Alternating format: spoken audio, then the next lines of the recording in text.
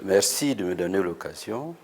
J'ai été membre du gouvernement du président Laurent Gbagbo pendant longtemps et j'ai moi-même participé à la discussion d'un certain nombre d'accords de règlement de la crise.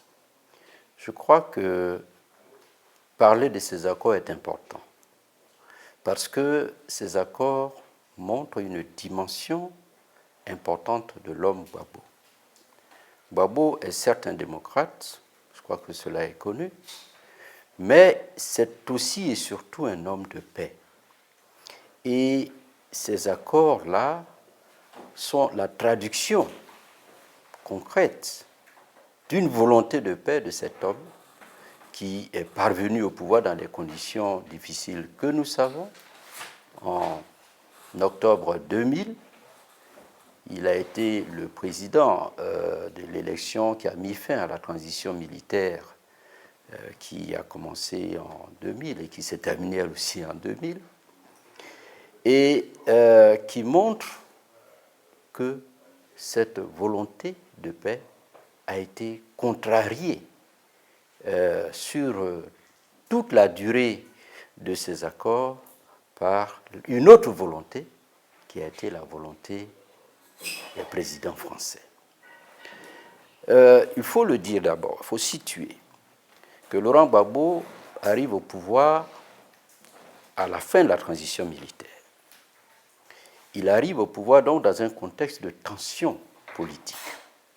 Et ses premières préoccupations sont de ramener la paix à travers le forum de réconciliation nationale qu'il a organisé et pour lesquels il a fait revenir le Premier ministre Alassane Ouattara, le président Henri Konan Bédié, qui se trouvait en exil. Gbagbo a participé à ces élections. N'oublions pas que c'est l'opposant traditionnel. Et au moment du coup d'État, Gbagbo n'est pas dans le gouvernement. Il participe au gouvernement de transition militaire et il participe, on peut dire qu'il a la chance de participer aux élections de sortie de crise. Mais le pays lui-même est sous tension. Il y a eu la tension entre Alassane Ouattara et Henri Konan Bédié, la tension entre le général Guéhi, chef de la junte militaire, et Alassane Ouattara et toute son équipe. N'oubliez pas que vers la fin de la transition militaire, tous les ministres représentant le RDR étaient partis du gouvernement. Donc il y a cette tension, n'est-ce pas, dans le pays. Et la première tâche que se donne le président Laurent Gbagbo, c'est de faire en sorte que la paix règne entre les fils de Côte d'Ivoire, les fils, disons, du Houphouët-Boigny, et que la Côte d'Ivoire reparte sur le chemin du progrès. Et on peut dire qu'il a réussi, puisqu'il a organisé par la suite des élections municipales et départementales auxquelles le RDR, qui avait boycotté les élections législatives, avait accepté de participer. Il a ouvert son gouvernement à tous les partis politiques. Mais le RDR était réticent. Il venait d'enregistrer l'entrée au gouvernement du RDR. Il venait même d'obtenir du Fonds monétaire international l'ouverture des discussions sur l'initiative PPTE, ce qui était un résultat assez positif en moins de 2 ans de sa politique, n'est-ce pas, de rigueur économique.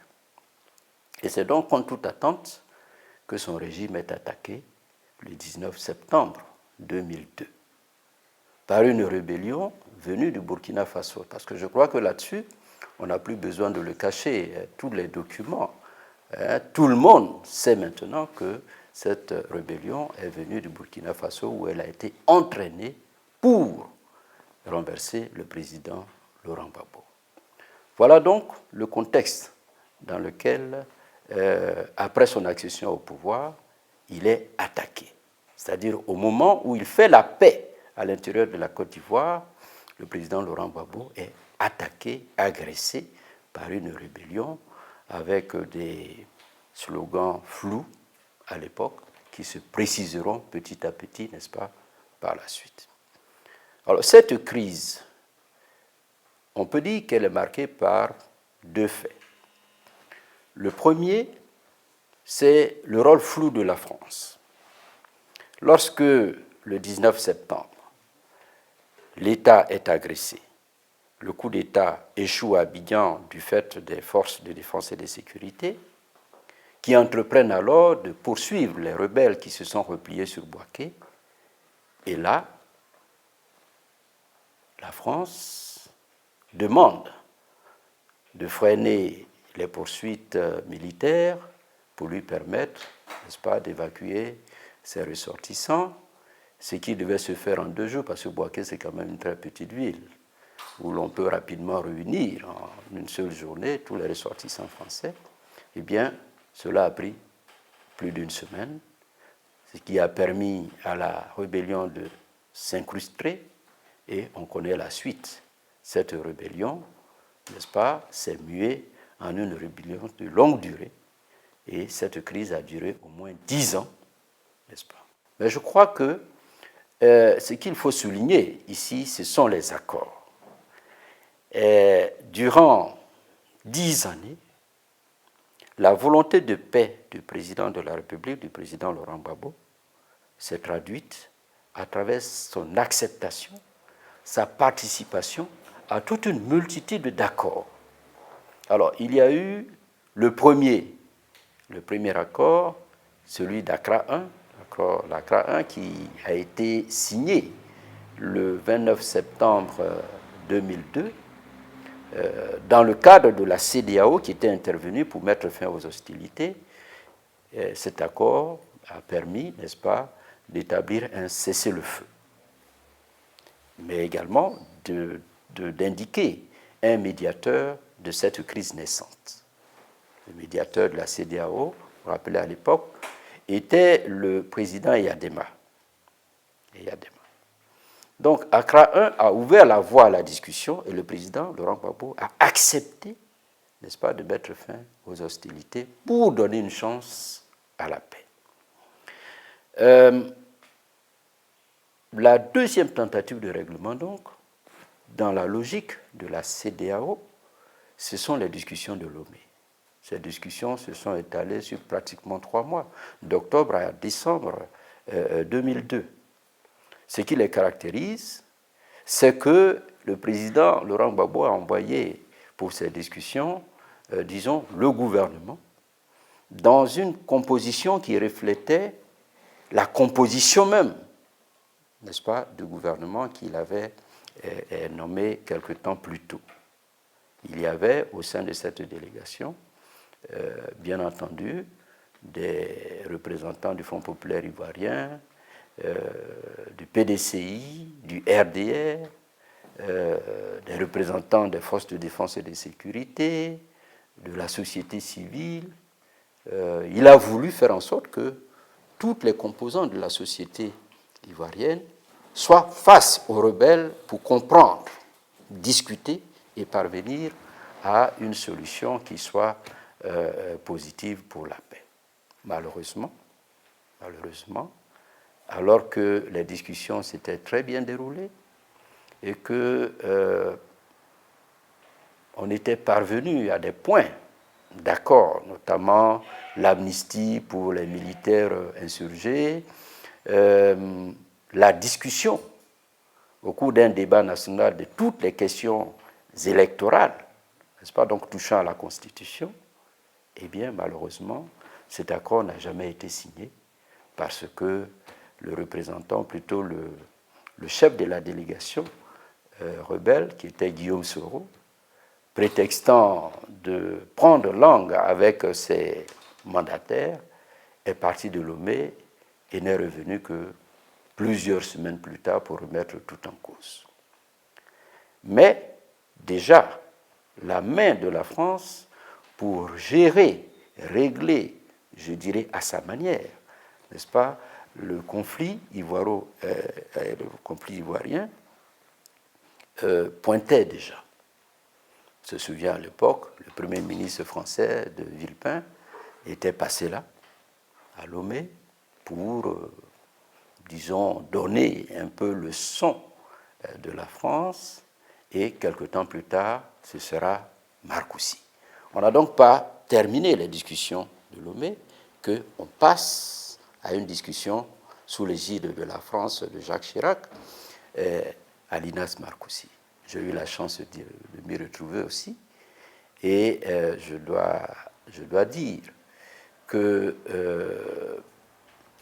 c'était déjà un cadre des objectifs finaux qui avaient été arrêtés pratiquement et qui devraient être imposés au président Laurent Gbagbo. Marcoussis, contrairement à Lomé, a mis face à face non pas le gouvernement de Laurent Gbagbo et la rébellion, mais a mis face à face tous les partis politiques supposés représentatifs, n'est-ce pas, de l'époque, à Marcoussis, à l'exclusion du gouvernement de Laurent Gbagbo qui a été attaqué et qui était victime de ce coup d'État qui, malheureusement, fort heureusement, avait échoué. Bien, je pense que c'est ce que je vous disais. Je crois que dans l'esprit de la France qui a voulu de ces discussions, il fallait imposer une solution à Laurent Gbagbo. Parce que les discussions de Lomé avaient déjà donné le ton. À Lomé, je crois que les protagonistes, notamment du côté de la rébellion, s'attendaient à la résolution de la question de l'éligibilité de Ouattara, ce qui a été renvoyé à un débat national sur la Constitution, puisque même les délégués à Lomé n'avaient pas pouvoir de discuter de la Constitution, ni de prendre position par rapport à la Constitution. Et je crois que c'est ce point-là qui a motivé, je crois, les discussions de Marcoussis. Donc, dans l'esprit de la France, je crois que c'était pour imposer une solution sur cette question précise au président Laurent Gbagbo. Alors, évidemment, les discussions de Marcoussis, qui ont commencé et se sont terminées en janvier 2003, ont traité de beaucoup de points. Je ne les reprendrai pas. J'insisterai simplement sur les points essentiels. Le premier point, c'est d'abord, disons, de légitimer la rébellion. Et rappelez-vous d'ailleurs, avant d'aller à Marcoussis, on a eu cette poussée de fièvre rebelle sur l'ouest qui a donné naissance à deux autres courants rebelles qui eux aussi ont été appelés à Marcoussis, je crois, de façon manipulatoire pour grossir les rangs de la rébellion. De sorte que, bon, les discussions ont légitimé tous ces mouvements rebelles. Je crois que c'est le premier point. Deuxièmement, Marcoussis a souhaité affaiblir le président de la République. Pour quelle raison? Simplement parce que, arrivé au pouvoir contre toute attente de la France, ils se sont aperçus, je crois le président Chirac et par la suite tous les autres, que ce n'était pas un président profilé de la même manière que tous les présidents de la France-Afrique, si vous voulez. Et donc, il fallait imposer un certain nombre de vues à ce président dans le cadre, n'est-ce pas, classique de la France-Afrique, c'est-à-dire la défense des intérêts français, etc., etc. Donc, affaiblir le président Laurent Gbagbo, et sur ce plan-là, il y a eu des propositions, n'est-ce pas? D'abord, le partage du pouvoir. On a un président démocratiquement élu qui est attaqué, une rébellion, n'est-ce pas, est légitimée, elle n'est pas condamnée, ou du moins peut-être du bout des lèvres, elle n'est pas condamnée, et on dit, pour la paix, eh bien, il faut partager le pouvoir, il faut que, dans un esprit d'union, de réconciliation, n'est-ce pas, tous les protagonistes se retrouvent dans un gouvernement pour appliquer un schéma qui devrait ramener définitivement la paix en Côte d'Ivoire. Donc, partage du pouvoir. Mais on y ajoute, pour l'affaiblissement, n'est-ce pas, la nomination, disons la désignation, je peux faire le terme de désignation, d'un Premier ministre dit de consensus, qui devrait être nommé par le président de la République après, n'est-ce pas, un large consensus. Et on s'est aperçu par la suite que les choses ne se sont pas passées comme cela. À Kléber, qui a automatiquement suivi la fin des discussions de Marcoussis, on a fait venir le président de la République devant l'ensemble de la communauté internationale. Vous pouvez imaginer tout le gratin international. Et on lui a imposé un Premier ministre de transition, disons du gouvernement de réconciliation nationale, qui a été le Premier ministre Seydou Diarra. Et on est allé plus loin, on a même confectionné la structure des postes gouvernementaux et la distribution de ces postes. Et ces postes, des postes stratégiques comme ceux de la défense, de la sécurité intérieure, ont été systématiquement attribués à la rébellion. Sous le prétexte que, étant maître des forces militaires, il serait plus souple en ce qui concerne la question dite du désarmement. Voilà donc Marcoussis.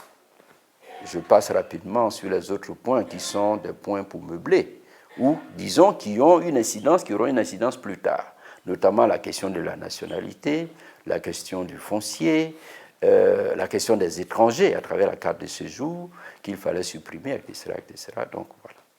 Mais Marcoussis a été, disons, cadré à l'avantage de la rébellion, qui n'avait pour seule charge que le désarmement effectué juste après la constitution du gouvernement de réconciliation nationale. Et dans la mesure où celui-ci était constitué, on s'attendait à ce que, juste après, le désarmement se fasse. On a connu, n'est-ce pas, pour ce qui concerne l'accord de Marcoussis, les poussées de fièvre des Ivoiriens. Et Marcoussis a donc, dès le départ, et pour les raisons que je viens d'évoquer, connu des difficultés d'application. Au nombre de ces difficultés figurent deux points essentiels. Les attributions faites sur des postes stratégiques, notamment la défense, la sécurité, et les pouvoirs à déléguer au Premier ministre qui, lui, pensait que le président de la République ne devrait plus exercer une quelconque autorité constitutionnelle et qu'il devenait le légataire constitutionnel, n'est-ce pas, de la Côte d'Ivoire. Mais la réaction des Ivoiriens a été un rejet de Marcoussis. Un rejet de Marcoussis. Et ce rejet-là a contribué à faire en sorte que de retour de Marcoussis, n'est-ce pas, il y ait une recherche de consensus sur la formation de ce gouvernement. Il fallait corriger un certain nombre d'aspects pour rendre viable l'accord de Marcoussis. Et c'est ce qui explique les accords d'Accra. Ce sont les difficultés dans la formation du gouvernement, les difficultés dans l'appréhension du contenu des pouvoirs de délégation du Premier ministre qui amènent Accra 2. Accra 2, j'y ai été également. Nous avons discuté, n'est-ce pas, pour voir comment régler les questions touchant à ces différents points. La solution, pour ce qui concerne les postes ministériels de militaires et de sécurité, a été la mise en place d'un Conseil national de sécurité de 15 membres qui devrait proposer au président des personnalités.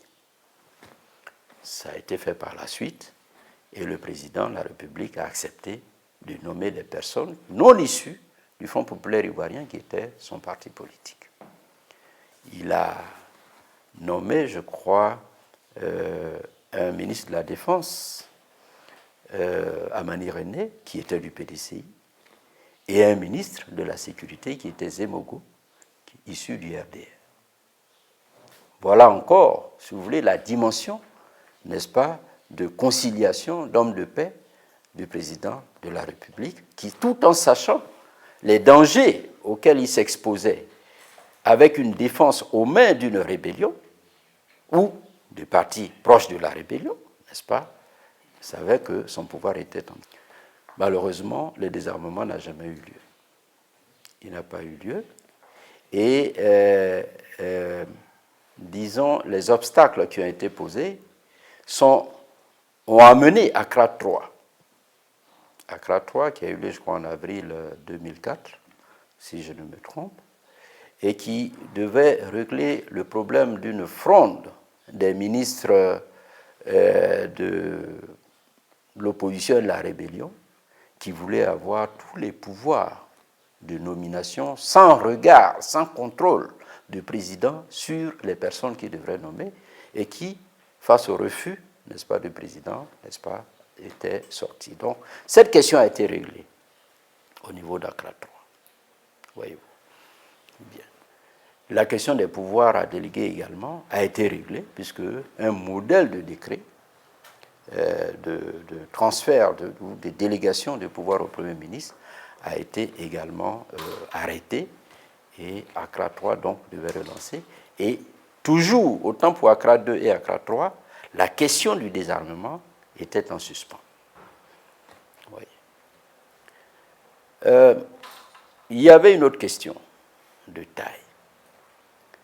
Dès que le gouvernement a été mis en place, qu'il a commencé à fonctionner, un certain nombre de mesures prévues par Marcoussis, dont la question de l'article 35, qui traite de l'éligibilité, n'est-ce pas, à la présidence de la République, de la commission électorale appelée à organiser les élections, puisque la solution militaire étant mise de côté, c'est la solution électorale qui reste la solution de sortie de crise.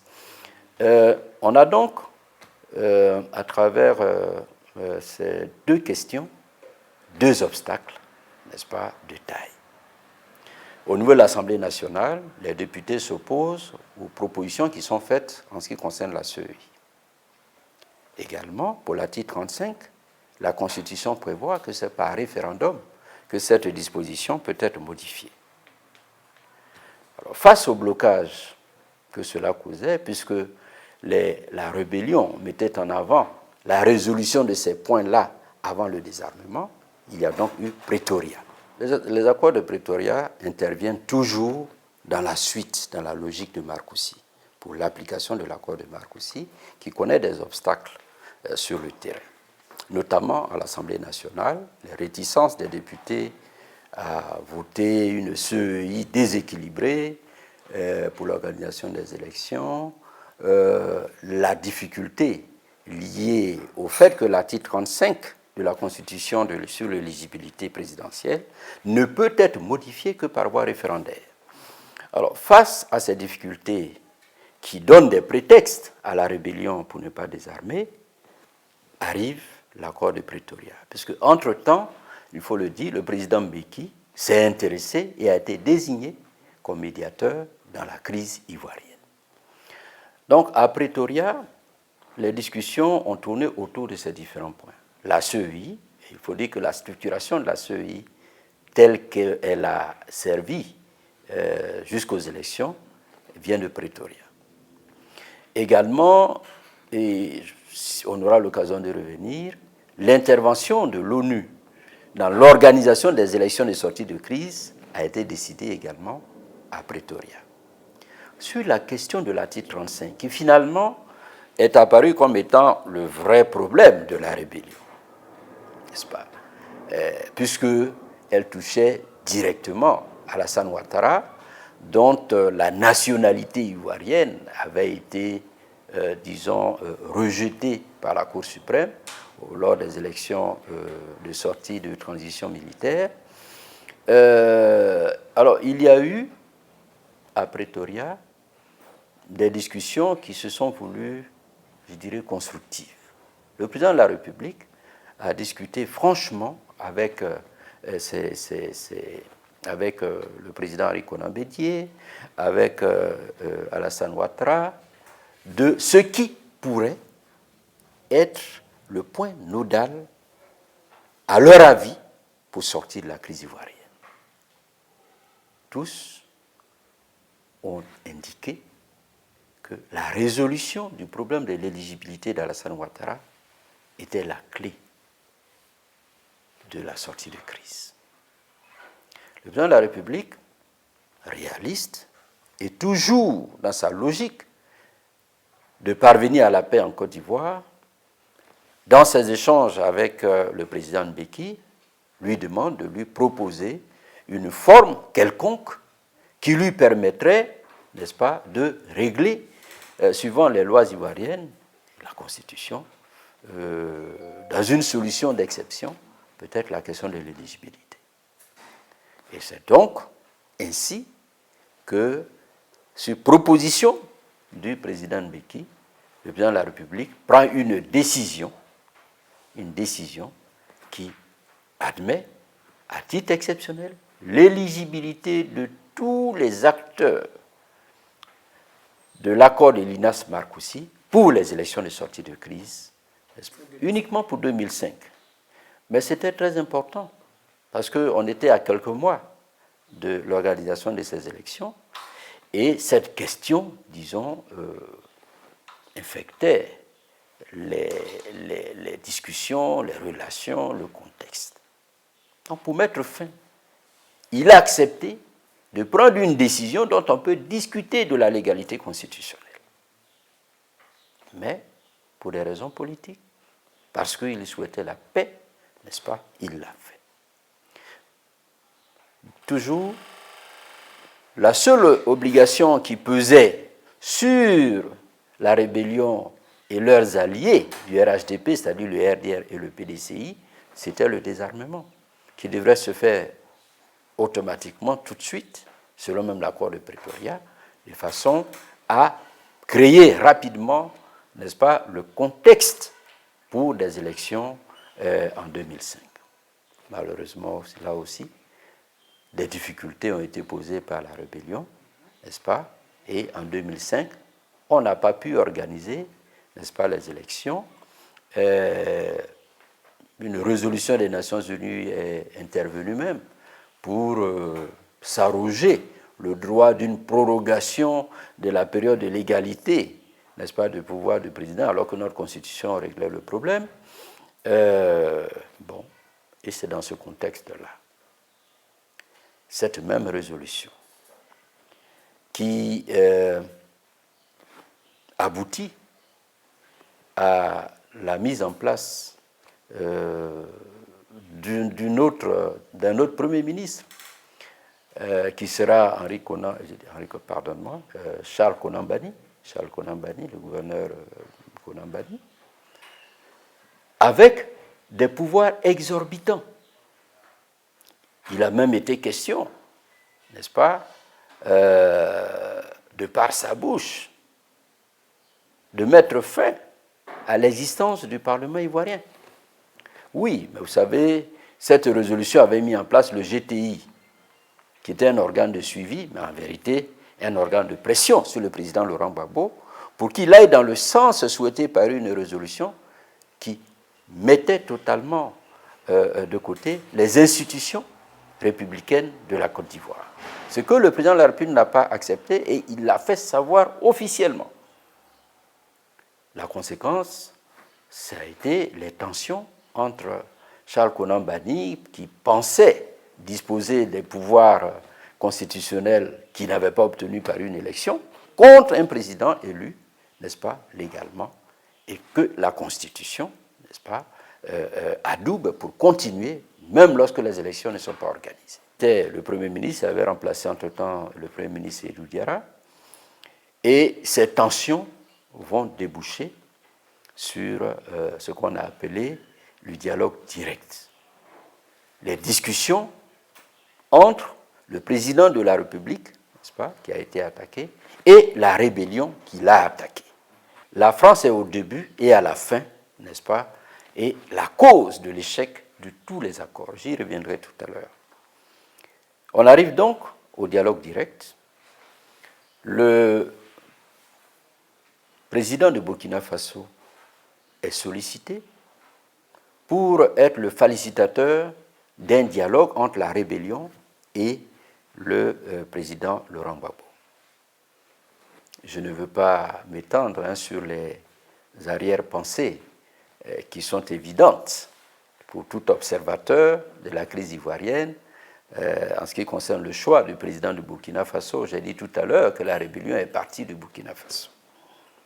Donc, rapidement, je crois que l'accord se fait sur ce dialogue direct qui va déboucher sur l'accord de Ouagadougou, signé, je crois, le 4 mars 2007, entre Soro Guillaume, chef déclaré de la rébellion, et le président de la République, sous l'égide du facilitateur, président du Burkina Faso, Blaise Compaoré.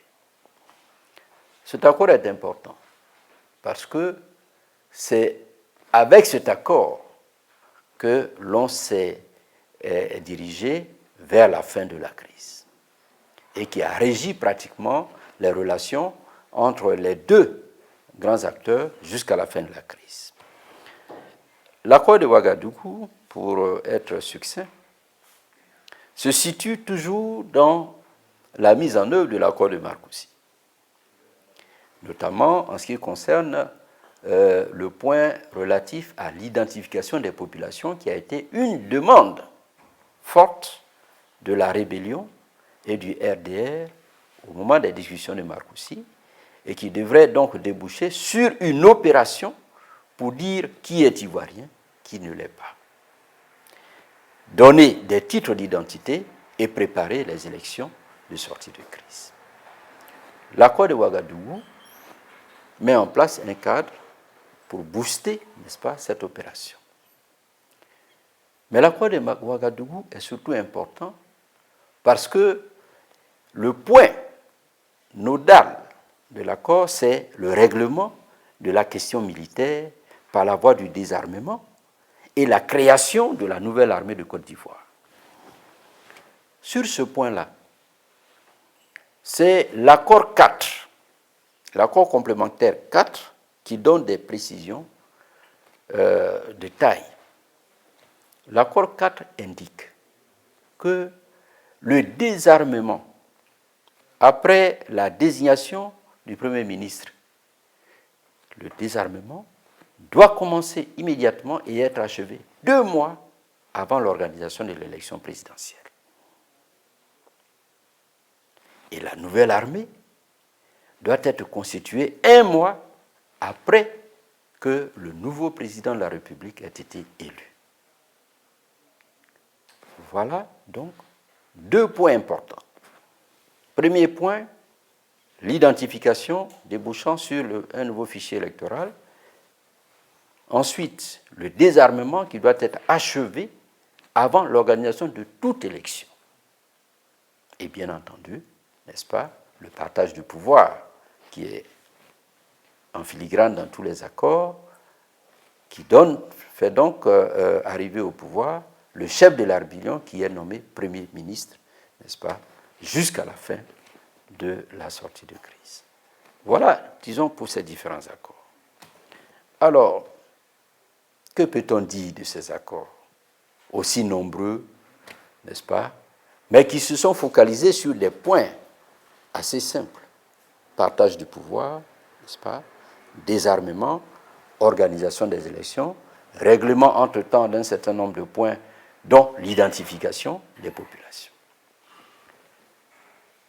Ce que je peux dire, c'est que tous ces accords ont échoué. Tous ces accords ont échoué. Pourquoi? Ces accords ont vu une seule partie les appliquer. C'est Laurent Gbagbo qui les a appliqués. Laurent Gbagbo a accepté de former un gouvernement de partage de pouvoir. Il a accepté des nominations de Premier ministre non issues des rangs de son parti. Il a même accepté la nomination du chef de la rébellion comme Premier ministre. Laurent Gbagbo, en outre, a accepté de mener à bien l'opération d'identification des populations telle que demandée par Marcoussi. Entre-temps, il a accepté d'autres mesures, n'est-ce pas, notamment une CEI déséquilibrée, une commission électorale internationale déséquilibrée dans laquelle, évidemment, il est absolument minoritaire et où la rébellion et ses partis alliés ont plus de la moitié et en voie délibérative. Et où le président de la commission électorale est issu des rangs de l'opposition. Il a accepté tout cela. Mais c'était pour obtenir le désarmement et la création de conditions de paix pour une élection organisée, pacifique, n'est-ce pas? Le désarmement n'est jamais venu et il a été mis sous pression pour organiser, vaille que vaille, les élections dans ces conditions. Quel a été le résultat? Eh bien, le résultat, je vais vous donner mon sentiment là-dessus. Le résultat, il est simple. Et c'est pour ça que je parle d'échec de tous ces accords. Le résultat a été finalement une intervention armée, coalisée, de la rébellion, des forces onusiennes, des forces françaises, pour renverser Laurent Gbagbo, président déclaré, élu conformément à notre Constitution,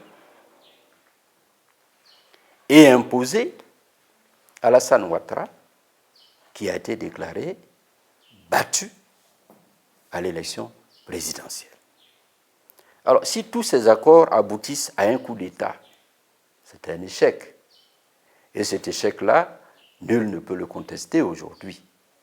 Parce que lorsque vous êtes observateur de la situation en Côte d'Ivoire, vous vous rendez bien compte que la crise militairement achevée le 11 avril se poursuit.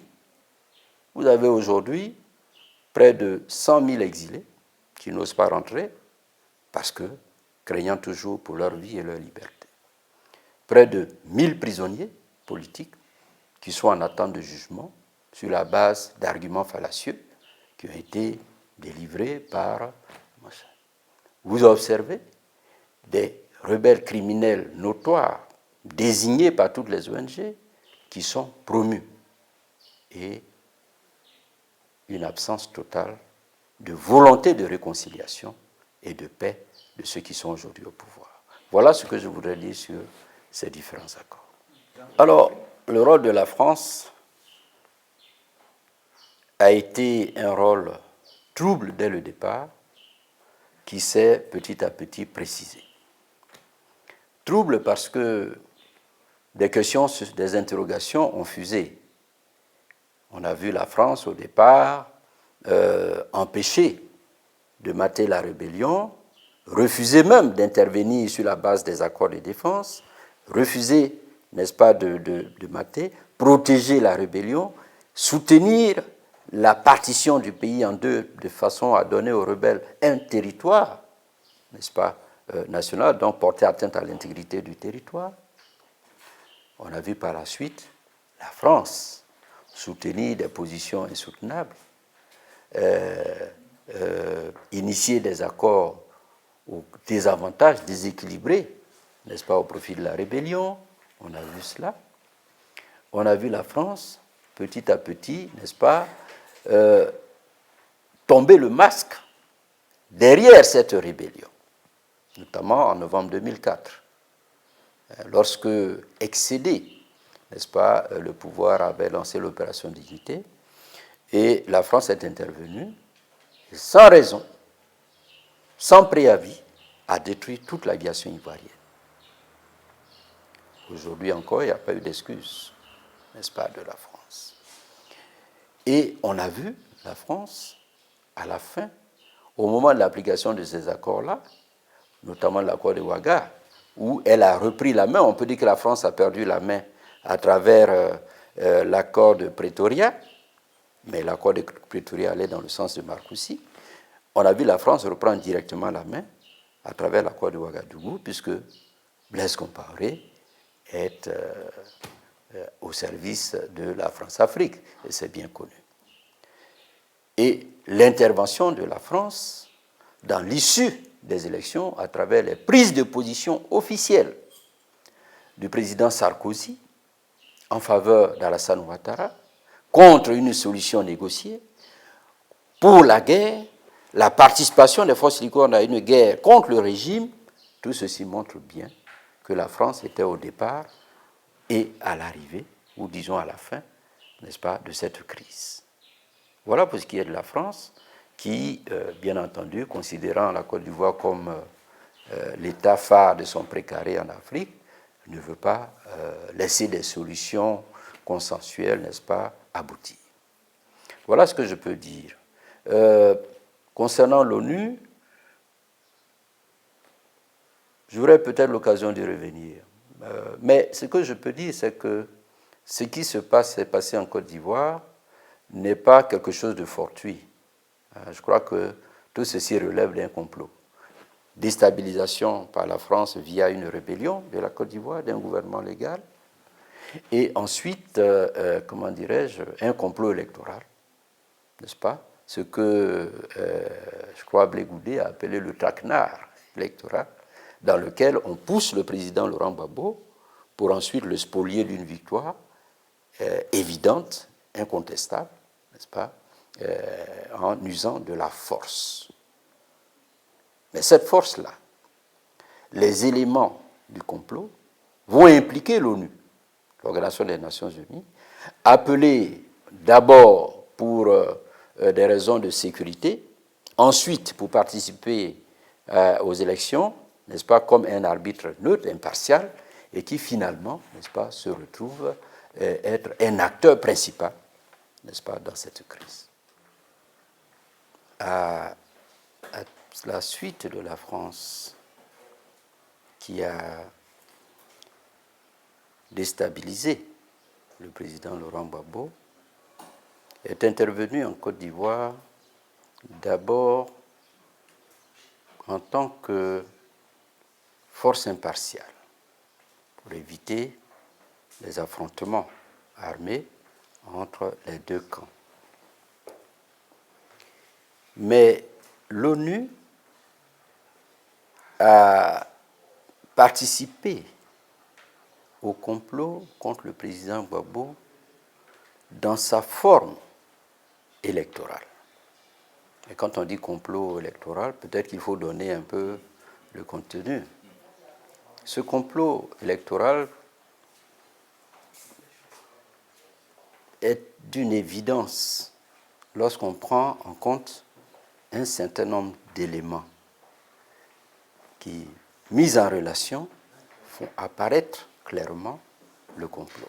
Le premier élément, c'est l'affirmation par les autorités françaises, notamment par le Premier ministre de Villepin, que dans la résolution du conflit, dans la résolution de la crise ivoirienne, il n'y avait pas de solution militaire.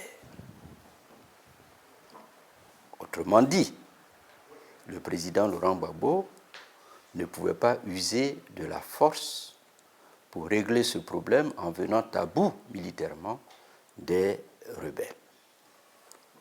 Mais vous vous apercevez que cette affirmation qui a perduré le long de la crise, les 10 ans de la crise, a été battue en brèche à la fin de cette crise, puisque finalement, c'est par une opération militaire coalisée entre la rébellion, les forces onusiennes et la force licorne que le président Laurent Gbagbo a été renversé et que ce renversement a été considéré comme étant la fin de la crise. C'est donc un premier élément capital. On peut trouver d'autres éléments qui effleurent dans l'accord de Marcoussis. Déjà à Marcoussis, on était surpris d'entendre des revendications exposées par le Premier ministre Alassane Ouattara qu'en Côte d'Ivoire, il y aurait environ 3 millions de personnes qui seraient privées de leur nationalité ivoirienne. Comment peut-on être privé de la nationalité ivoirienne alors que les conditions de jouissance de cette nationalité sont connues et qu'elles s'appliquent de façon naturelle? C'était déjà un élément.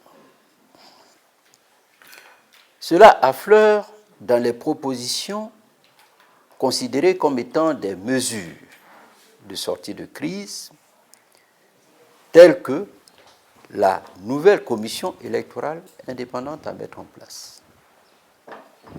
Les efforts faits par la France, les réticences des rebelles à une commission équilibrée, véritablement indépendante, leur positionnement, puisqu'ils ont plus de la moitié des 31 membres de cette commission électorale indépendante.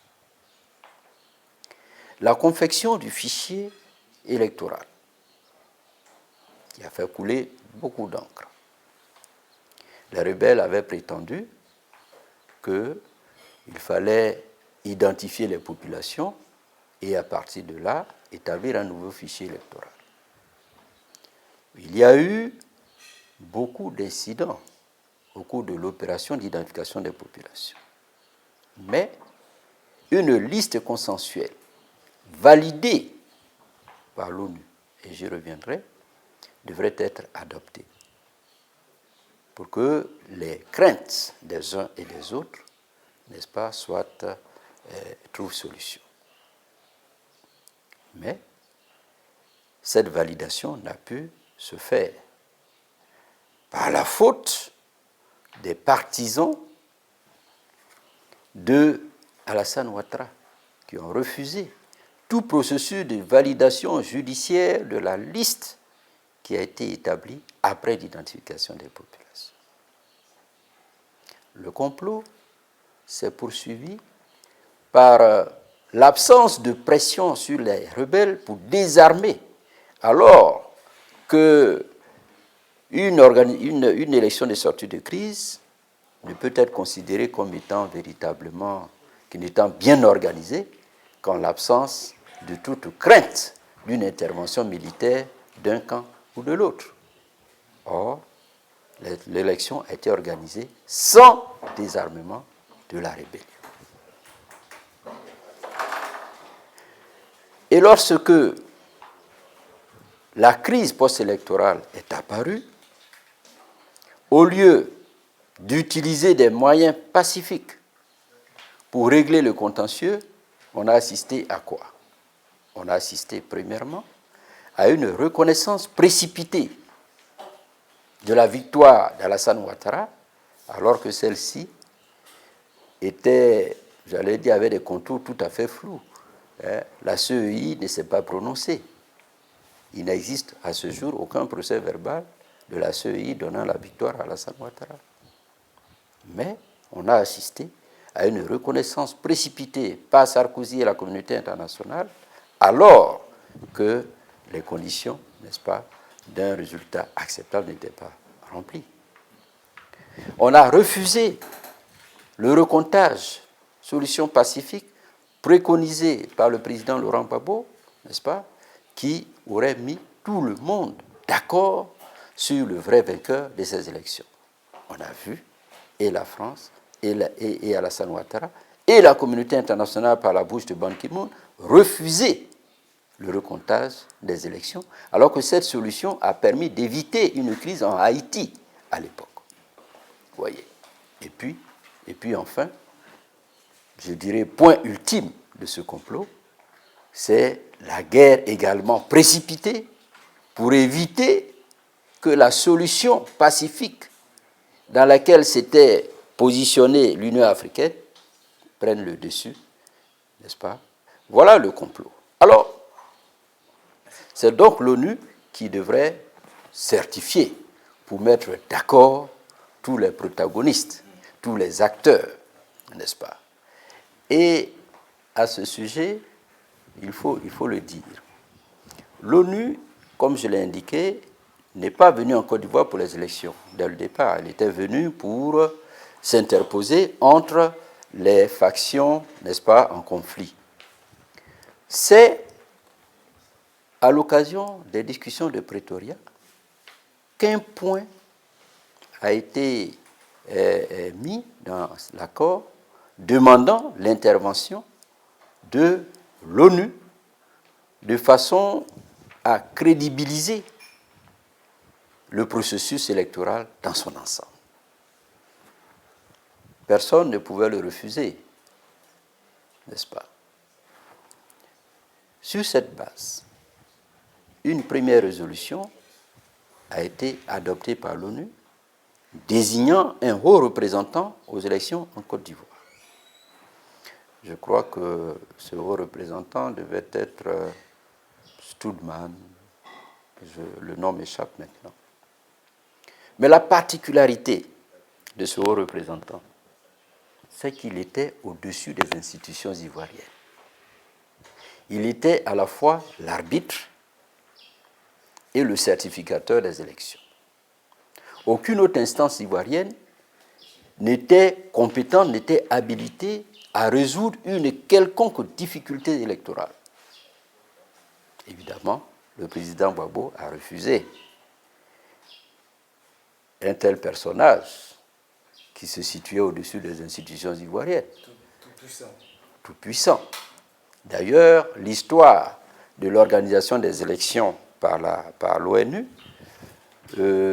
était tout à fait parlante. Je crois que au Timor et au Népal, l'ONU avait organisé des élections, mais c'était l'ONU qui organisait les élections. Et donc, il y avait ce rôle d'arbitre et de certificateur. En Côte d'Ivoire, ce n'est pas l'ONU qui organise les élections. C'est la Côte d'Ivoire, à travers sa commission électorale indépendante, et le Conseil constitutionnel qui est l'arbitre.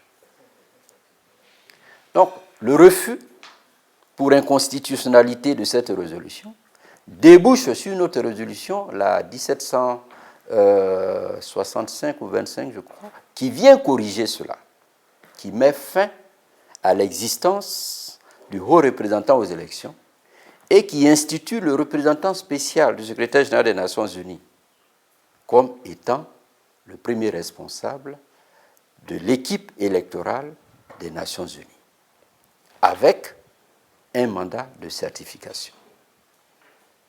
Et non pas d'arbitre, mais de certification. Quelle est la différence? Alors, la différence, c'est que, contrairement au haut représentant, il est tenu de travailler avec les institutions. Et les institutions ivoiriennes travaillent librement. Celles qui organisent les élections, le Conseil constitutionnel assure le contentieux des élections, et lui, son rôle de certificateur, et j'en viens au rôle de certificateur, au mandat de certification, c'est simplement d'évaluer pour dire que toutes les étapes permettent d'organiser les élections dans des conditions qui garantissent leur transparence, leur justice, leur ouverture. C'est tout ce qu'il doit faire. Et selon son mandat, il y a 5 étapes. Il doit certifier l'environnement, voir si l'environnement est un environnement pacifié, autorisant l'organisation d'élections justes et dans lesquelles n'importe qui, n'importe quel électeur, n'est-ce pas, peut aller voter sans aucune inquiétude, où chacun peut être candidat sans être inquiété. Est-ce que vous voyez? Ensuite, ils doivent également valider que comment on appelle ça? Les médias sont ouverts à tous.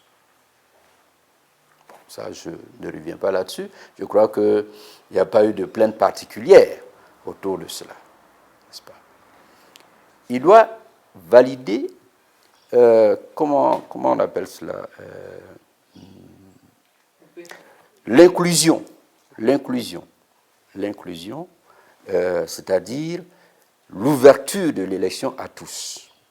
Vous savez, il y avait le gros problème de Alassane Ouattara, dont l'éligibilité faisait problème, mais avec la décision présidentielle autorisant la candidature de tous les acteurs de Marcoussis, la question était réglée. Donc là aussi, pas de problème. Vous voyez. Il y avait comme quatrième condition, ou disons quatrième étape à certifier, n'est-ce pas, l'étape du fichier électoral. Il était question, vous rappelez-vous, qu'il fallait procéder à l'identification en sortir une liste électorale qui soit consensuelle. Cette étape n'a pas fait l'objet d'une véritable validation par le certificateur. Parce que vous vous rappellerez que dans les derniers moments et dans la dernière phase, la validation était une validation judiciaire où toute personne qui avait des raisons de douter d'une personne inscrite sur le fichier pouvait saisir la justice aux fins de réclamation. Cela a donné lieu à des manifestations, à des destructions de tribunaux saisis, et donc l'opération a pris fin dans cette situation, je dirais, de confusion. N'est-ce pas? On n'a pas vu le certificateur réagir pour exiger que cette phase-là soit menée proprement. Enfin, la dernière étape, c'est la certification des résultats. Alors, à ce niveau-là, est-ce qu'il devrait certifier des résultats ou le processus? Eh bien, c'est un rapport, le 16e rapport de l'ONUCI sur la situation en Côte d'Ivoire, qui donne des précisions sur la manière dont cet aspect, ce stade-là devrait être certifié.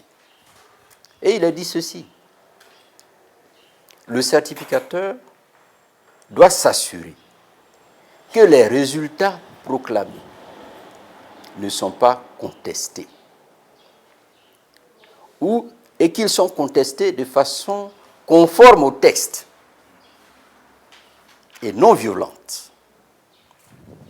À ce moment-là, son rôle, c'est de discuter pour trouver une solution avant de certifier l'ensemble du processus.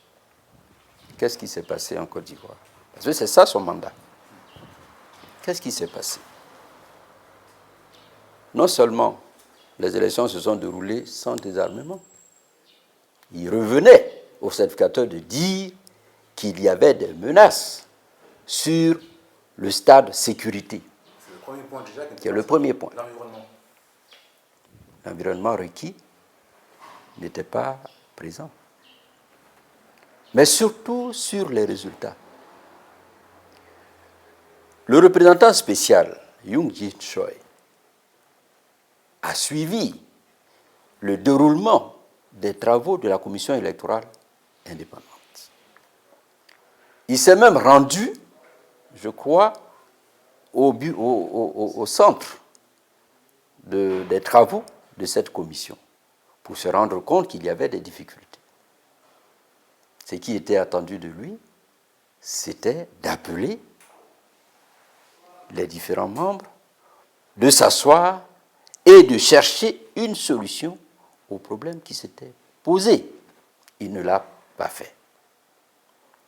Young Jin Choi savait dans quel délai devait intervenir la proclamation des résultats provisoires par la CEI. 3 jours, selon les textes. Cela n'a pas été observé. Young Jin Choi savait donc que la CEI était hors délai pour proclamer un quelconque résultat provisoire. Or, qu'est-ce qu'il a fait? Young Jin Choi, alors que le président de la CEI, qui a été incapable de donner les résultats dans les délais légaux, est allé au quartier général du candidat Alassane Ouattara pour proclamer des résultats tirés, on ne sait d'où. Puisque ces résultats, jusqu'à aujourd'hui, ne sont fondés sur aucun procès verbal régulier de la Commission électorale indépendante. Parce que ce PV doit être signé par les membres statutaires indiqués par les textes. Cela n'a pas été le cas, puisque la Commission électorale elle-même a fait un constat, je dirais, d'incapacité de proclamer des résultats, parce qu'elle ne s'est pas mis d'accord sur les résultats d'un certain nombre de circonscriptions.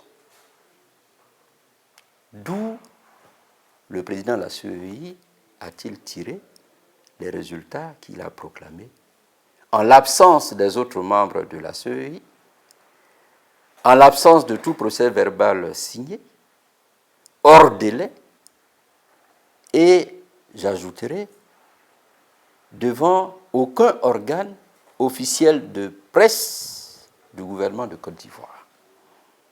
Pour qui a-t-il proclamé ces résultats alors que la RTI était absente? Pourquoi était-elle absente? Bref, voilà la proclamation provisoire effectuée par le président de la CEI.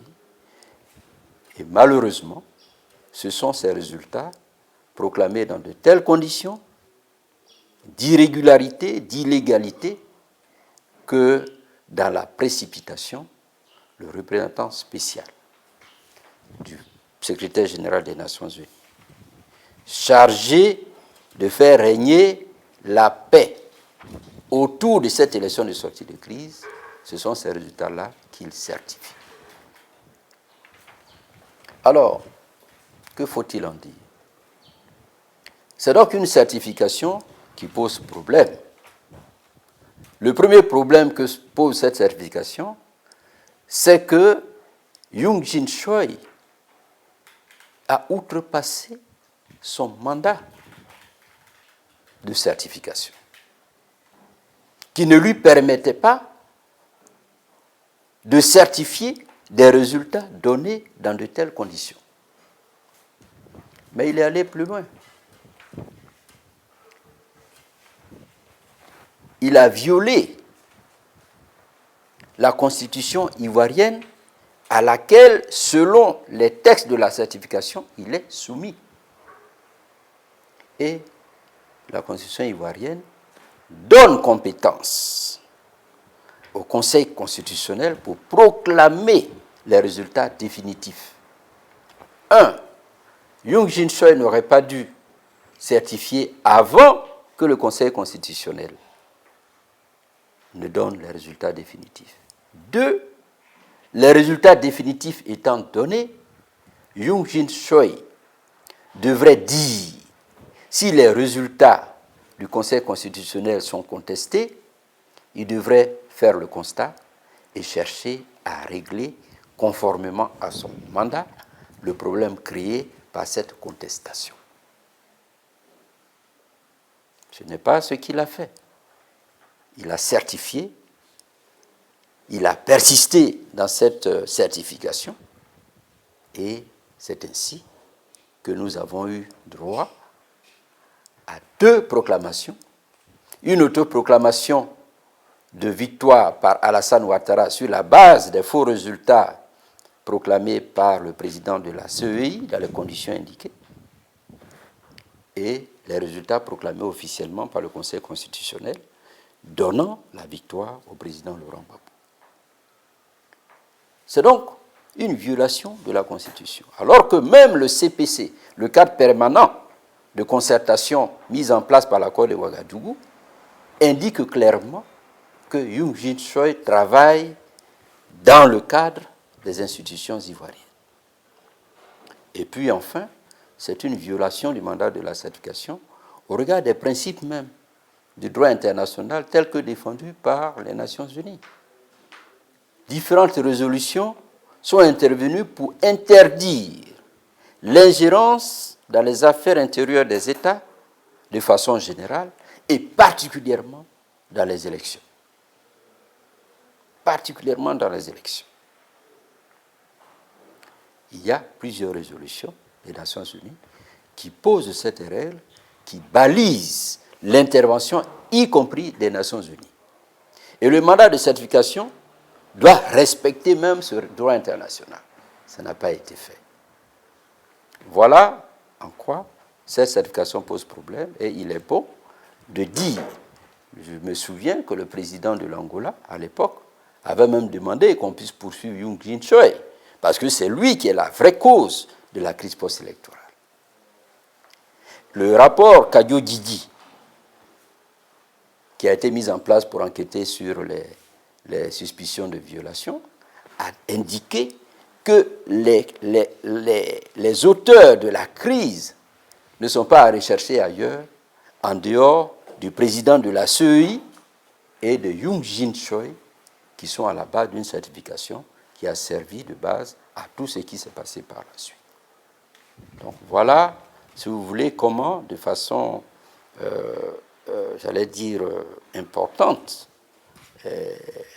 l'ONU, à travers son représentant spécial, a manipulé les élections, n'est-ce pas, pour aboutir à l'imposition d'Alassane Ouattara comme président. Merci. Alors, l'ONU, on l'a vu, a participé pleinement au complot électoral. Il a même été au centre de ce complot, mais l'ONU ne s'est pas arrêtée en si bon chemin. Je crois qu'ils ont tenu à parachever le travail qu'ils ont commencé avec la certification, notamment en participant à la guerre qui a été déclenchée pour renverser le président Laurent Gbagbo. Comment? Il faut dire tout d'abord que la crise post-électorale,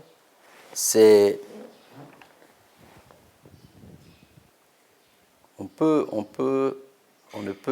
peut l'appréhender véritablement qu'à travers un certain nombre de mesures particulières, inédites, qui ont été prises contre le président Laurent Gbagbo.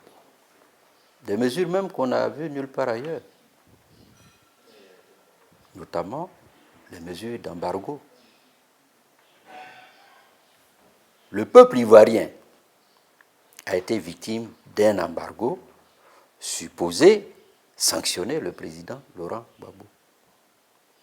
Lorsque on prend une mesure d'embargo sur les médicaments, ce n'est pas Laurent Gbagbo qui est directement la victime et la seule victime d'un tel embargo, c'est tous les Ivoiriens malades qui sont en nécessité de soins, qui sont visés, qui sont frappés et qui sont victimes d'une mesure inique, d'une mesure amorale. Il y a eu cela. Il y a eu également la fermeture des banques françaises, avec dans leur sillage les autres banques. Ça aussi, c'est une décision inique. L'embargo sur nos exportations de café et de cacao. Qui est privé? Qui est sanctionné? C'est le peuple de Côte d'Ivoire.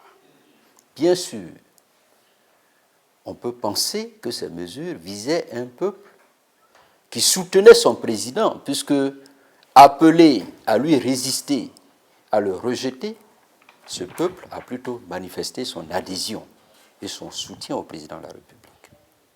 On peut donc penser que ces mesures-là, qui pour moi sont des mesures de guerre, spéciales de guerre, c'est une forme de guerre, que ces embargos-là, eh bien, ces mesures ont été soutenues par l'Organisation des Nations Unies, qui n'a eu, contre ces mesures, aucune réaction de désapprobation.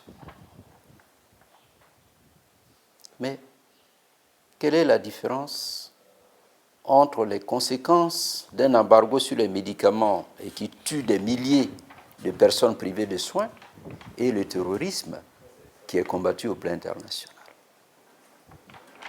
Mais cela a été appliqué en Côte d'Ivoire contre les Ivoiriens sous le prétexte que le président Laurent Gbagbo refusait de céder le pouvoir alors qu'il a été proclamé vainqueur, il ne s'est pas autoproclamé.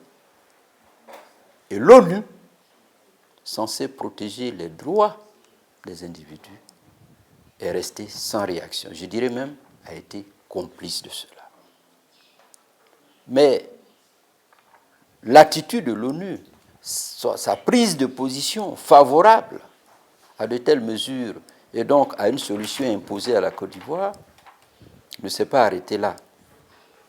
Elle est allée jusqu'à sa participation à la guerre contre la Côte d'Ivoire, engagée par Alassane Ouattara et les forces françaises. C'est une coalition qui vient au soutien des forces républicaines de Côte d'Ivoire créées par Alassane Ouattara le 17 mars 2011 pour attaquer le régime de Laurent Gbagbo. Ces forces-là n'ont aucune base légale, mais elles ont été soutenues, elles ont été appuyées par les forces onusiennes. La résolution 1975, adoptée le 31 mars, c'est-à-dire juste après les massacres de Diokwe, prévoit la destruction des armes lourdes en vue de protéger les populations civiles, supposées massacrées par le président Laurent Gbagbo. Question. Qu'en est-il des armes lourdes des forces rebelles? Leur existence est connue, elle n'est pas contestée.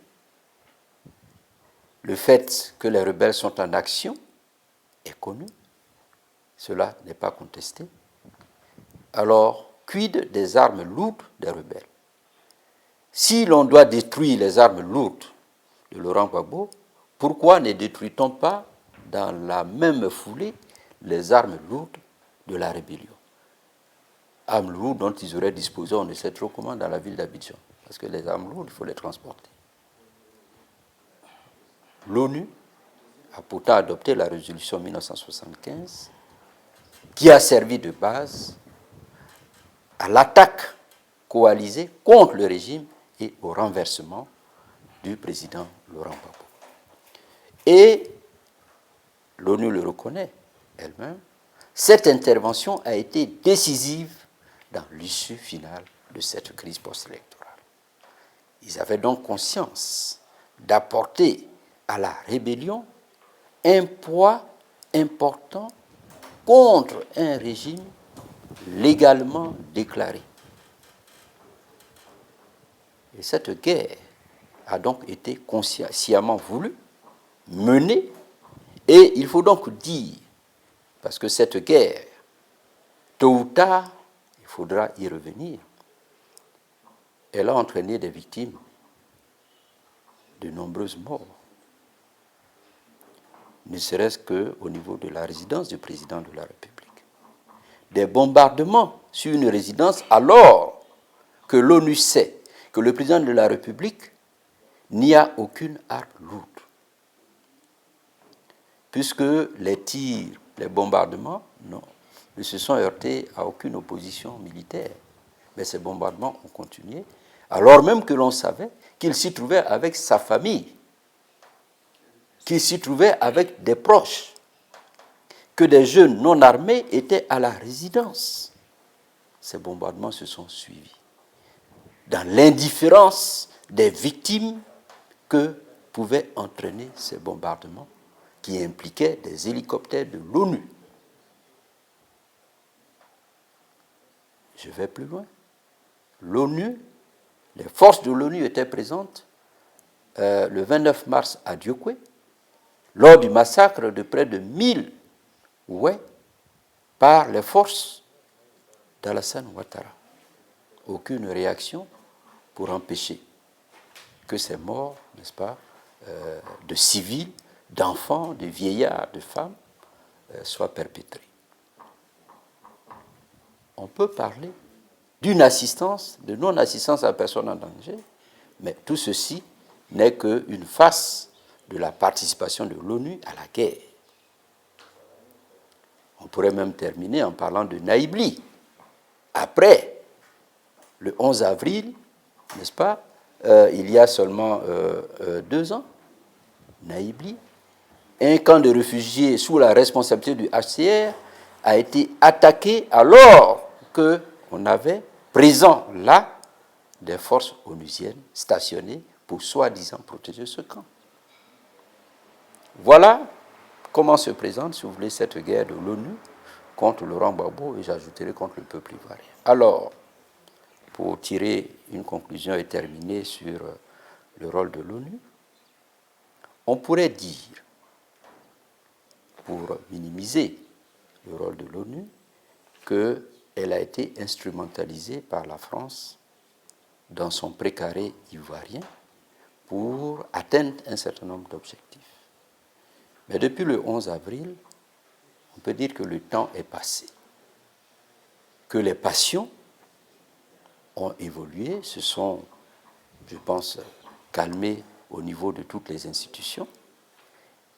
Je dois dire qu'il est temps pour l'Organisation des Nations Unies de se ressaisir. Elle ne doit pas être à la base des crises en Afrique, elle doit être plutôt une solution aux crises en Afrique. Et ce que nous attendons aujourd'hui de l'ONU, dans le cas ivoirien, c'est de ne pas permettre que perdure une injustice à travers le président Laurent Gbagbo, dont on sait très bien qu'il n'est pas un criminel. L'ONU a les moyens de faire en sorte qu'il n'y ait pas de renvoi en jugement.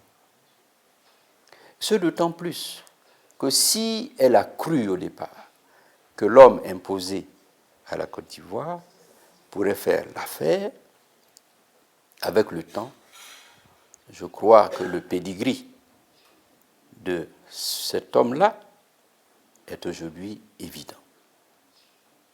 Gouvernance tribale, violation quotidienne, et de graves violations quotidiennes des droits de l'homme, des milliers de prisonniers politiques, incapacité de réconcilier la Côte d'Ivoire. Tout ceci devrait emmener l'Organisation nationale des Nations Unies à faire en sorte que la Côte d'Ivoire se retrouve sur des bases de paix, de réconciliation, pour repartir, je pense, vers l'avenir. Oui. Alors, Laurent Gbagbo, déstabilisé, conduit à la CPI après avoir été spolié de sa victoire électorale. Comment comprendre cela? Pourquoi ceux qui l'ont déstabilisé, qui l'ont spolié de sa victoire, ont souhaité qu'il soit loin de la Côte d'Ivoire? Je crois que c'est pour des raisons politiques évidentes. Celui qui prend la destinée de la Côte d'Ivoire au 11 avril 2011 n'a pas de base électorale. Et donc, il faut éloigner son adversaire direct, immédiat, qu'est Laurent Gbagbo. Et pour réussir cela, eh bien, on va l'accuser tout simplement d'être un criminel. Crime contre l'humanité.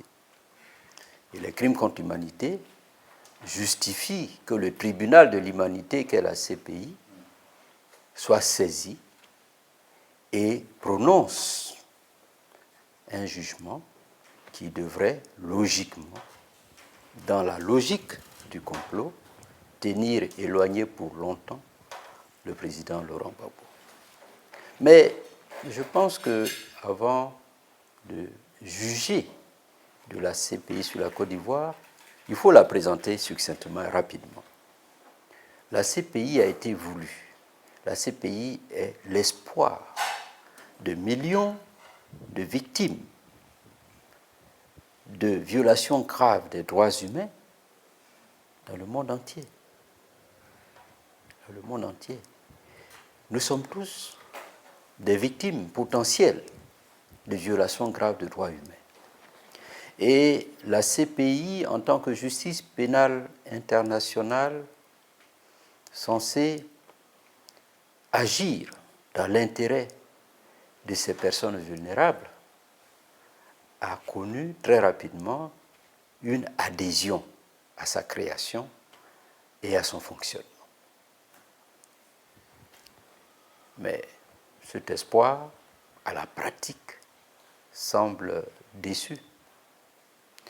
Aujourd'hui, la CPI donne l'image d'un organe, d'un instrument manipulé par les grandes puissances. Donne l'image d'un organe qui pratiquerait la politique de 2 poids, 2 mesures en matière de justice pénale internationale.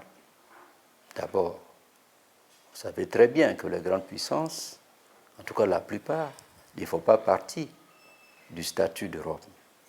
Les États-Unis, la Russie, la Chine, les pays arabes, Israël, beaucoup de pays ne sont donc pas partis au statut de Rome. Donc, ne participent pas à cet élan vers la justice pénale internationale égalitaire pour toutes les victimes et sanctionnant tous les États ou tous les grands hommes qui seraient auteurs de crimes de portée internationale. Mais il n'y a pas que la justice de 2 poids, 2 mesures. Tous les observateurs, et je citerai rapidement le professeur Ramesh Thakkar, qui est le vice-président de l'Université des Nations Unies. Donc ce n'est pas n'importe qui. Il est considéré comme un grand chercheur de la paix. Eh bien, le professeur Ramesh dit, ou s'interroge sur le comment d'une évolution négative de cette institution pénale qui a été voulue, recherchée, adulée par beaucoup de citoyens du monde. Il considère que créée pour défendre les personnes vulnérables, elle a évolué pour devenir un instrument contre des États vulnérables. Les États vulnérables, c'est-à-dire les États africains ou les États d'Europe de l'Est, à l'exclusion des États, des grands États ou des États soutenus par les grandes puissances. Vous voyez cette évolution. Pas plus tard que l'année dernière, l'Union africaine a exprimé son vif mécontentement du fonctionnement et des poursuites uniquement dirigées contre des leaders africains et a même menacé d'un retrait massif des États africains du statut de Rome. On n'en est pas arrivé là, mais on peut s'en tenir à ce mécontentement. Rappelons-nous d'ailleurs que le Premier ministre éthiopien a lancé une véritable boutade, mais profonde, n'est-ce pas, en affirmant que la CPI serait une institution raciste. Pour en venir au cas de la Côte d'Ivoire, eh bien, le sentiment est largement partagé quand on suit l'évolution du dossier du président Laurent Gbagbo que, évidemment, la CPI ne va pas dans le sens de la justice internationale espérée. Qu'est-ce qui est reproché à la CPI? Il est reproché à la CPI, notamment dans le cas de la Côte d'Ivoire. Ce qui est reproché, c'est sa partialité. ou du moins la partialité du procureur de la CPI. Si on veut être gentil et séparer le procureur, puisqu'il est indépendant, des instances de décision. Le procureur étant une instance de poursuite, et il y a les instances de décision qui sont les chambres de la CPI. Mais ce que l'on observe, c'est la partialité. Dans le cas de la Côte d'Ivoire,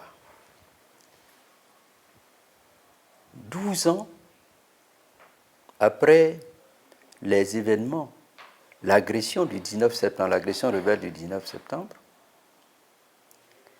la CPI n'a pas encore engagé de poursuite contre ceux qui ont exécuté froidement des prisonniers de guerre avec leurs familles, notamment les 60 gendarmes de Bouaké, pour ne prendre que cet exemple-là. Pourquoi?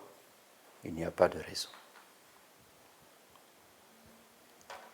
Dans la crise post-électorale, alors même que les mêmes sources documentaires ou médiatiques désignent des personnes d'un camp, du camp Gbagbo ou du camp Ouattara, qui seraient des auteurs présumés de violations graves des droits humains au cours de la crise post-électorale, c'est seulement le camp Gbagbo qui est poursuivi. Le président Laurent Gbagbo lui-même se retrouve à La Haye. Il y a moins d'un mois, Charles Blé Goudé a été transféré à la CPI et la CPI continue de réclamer le transfert de Mme Simone et Yves Gbagbo. Pendant ce temps, depuis le 11 avril, aucun membre du camp Ouattara, qui pourtant est désigné comme auteur de massacres non contestés, ne fait l'objet d'une procédure de la part de la CPI. Pourquoi? Pourquoi cette sélectivité? Pourquoi ne poursuivre qu'un seul camp là où des massacres, des violations graves sont présumés avoir été commis par l'un et l'autre camp? Les raisons avancées sont des plus curieuses et ne manquent pas de se poser des questions. Le procureur de la CPI, interpellé sur cette justice sélective, même dans l'affaire, dans la situation ivoirienne, évoque ce qu'il appelle des poursuites séquentielles. C'est-à-dire, on poursuit un camp, et quand on a fini, on commence à poursuivre l'autre camp. Le bon sens même s'oppose à un tel argument. Mais commençons d'abord par les textes. Il n'y a aucun texte du statut de Rome, le texte de base ou même le texte de règlement de procédure qui autorise le procureur à mener des enquêtes séquencées. Aucun texte ne dit on poursuit un tel camp et puis après on ira poursuivre un tel autre. Ce n'est pas vrai. Cela n'existe nulle part. C'est une invention du bureau du procureur. Voyez. Pour justifier son inaction, n'est-ce pas, en termes de procédure à engager contre le camp Alassane Ouattara. Mais venons-en au bon sens par rapport à un tel argument. Mais si il est vrai que vous voulez procéder par séquence, alors vous devez prendre des mesures conservatoires pour ne pas que les preuves disparaissent, que les auteurs organisent leur impunité. Cela n'est pas le cas. Que voyons-nous? Nous voyons les auteurs présumés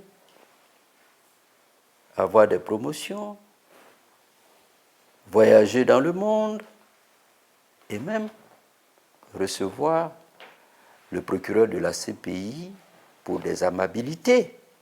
Le procureur Moreno Ocampo, avant de quitter son poste, s'est rendu en Côte d'Ivoire pour remercier des personnes que nous considérons, nous, comme de grands criminels. Alors, où se trouve l'intérêt des victimes? Parce que la CPI a l'obligation de rassurer toutes les victimes de la crise que des poursuites utiles seront organisées contre les criminels. Mais si vous organisez des poursuites dans 10 ans contre Guillaume Soro, dans 10 ans, quelle autre preuve trouverez-vous en Côte d'Ivoire? Quel témoin important trouverez-vous? Il n'y en aura pas. Vous voyez? Et donc, ce que je considère comme une argutie du bureau du procureur ne saurait tenir. Voilà un ensemble de choses qu'on reproche, et tout le monde reproche d'ailleurs, à cette CPI et notamment au procureur qui procède de façon sélective dans ses poursuites contre des présumés criminels. Mais Naïbli est, disons, le dernier gros massacre qu'il y a eu dans la série des massacres organisés. Il y a eu 2002, il y a eu 2011 et il y a eu Naïbli, n'est-ce pas? Mais ce qui est même grave, c'est que la CPI, à travers la Chambre préliminaire 3, lorsque le procureur a demandé à engager une enquête contre Laurent Gbagbo, la Chambre préliminaire lui a accordé la possibilité d'enquêter, mais a indiqué que l'enquête qu'il va faire doit commencer en 2002. Vous voyez bien, parce que pour la Chambre, il y a un lien entre les événements de 2002 et la crise post-électorale. Mieux, la même Chambre a dit, alors que le procureur prétendait qu'il n'avait pas d'éléments qui justifient qu'il engage des procédures contre le camp Ouattara, la même Chambre lui a rappelé que dans les documents qu'il a fournis, il a au moins reconnu que les FRC, agissant sous le contrôle du Premier ministre Guillaume Soro, désigné par Alassane Ouattara, ont commis le 29 mars à Diokwe le massacre portant sur plus de 1000 Ouais. Donc un massacre systématique, n'est-ce pas, qui répond à tous les critères du crime contre l'humanité. C'est une invitation au procureur faite par la Chambre pour engager immédiatement des poursuites. Cela n'a pas été fait. Lorsque les preuves sont aussi évidentes, pourquoi vous attendez pour engager des actions? Alors, qu'est-ce que nous attendons de la CPI? Dans le dossier du président Laurent Gbagbo, nous en sommes aujourd'hui à la phase de l'audience dite de confirmation des charges. Contre toute attente, alors que pour tout le monde, la phase judiciaire ne venait que pour légaliser, n'est-ce pas,